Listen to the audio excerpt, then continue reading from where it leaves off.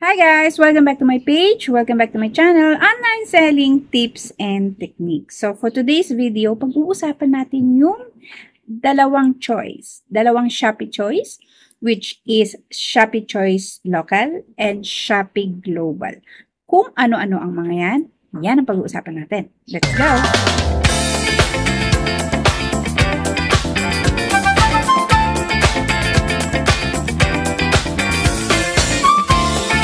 Ba itong dalawang klase na to? Shopee Choice Local and Shopee Global. From the word itself, local and global, unahin natin si Shopee Choice Local. Si Shopee Choice Local, from the word itself nga, is local. Dito lang sa atin sa Pilipinas. Shopee Philippines, that is local. At yung shipment na 3 days lang ang tinatagal bago ma-deliver sa atin. Minsan nga, pag ship out ngayon, bukas nasa iyo na. Depende kung saan ang lugar mo o area. So, ano naman tong Shopee Global? Ang Shopee Global, ito yung expansion o yung wider range ng Shopee na magkakaroon ka ng access sa ibang country bukod sa Pilipinas. Pero, usually kasi, ang nakikita lang natin na country is mainland China, di ba?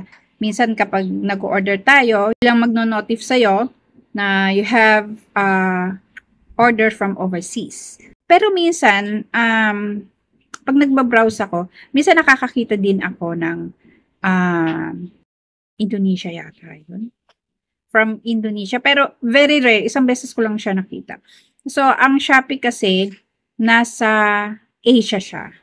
Andyan si Singapore, sa Malaysia, si Thailand, at ang Pilipinas nga. So, pag sinabi mong global, Shopee Global, nag-e-expand pa sila sa ibang bansa, hindi lang sa Asia. Karoon din ng Shopee sa Latin America, like Colombia, Chile, Mexico. Doon nila gustong lagyan ng Shopee para ma-expand pa more yung kanilang marketplace, kumbaga. Yung e-commerce nila, gusto nilang i-expand pa sa ibang bansa, hindi lang sa Asia. Kasi ang gusto ni Shopee, maging dominant player siya. Gusto niya international. Kumbaga, hindi lang Asia magkaroon ng Shopee, kundi gusto ni Shopee ma-facilitate cross-border yung mga buyers and sellers nga. Nasa isang country sila, mag-order sila dito sa Pilipinas o yung Pilipinas mag-order dun sa ibang bansa. Pero as of now, Malaysia kasi, doon lang sila pwedeng umorder.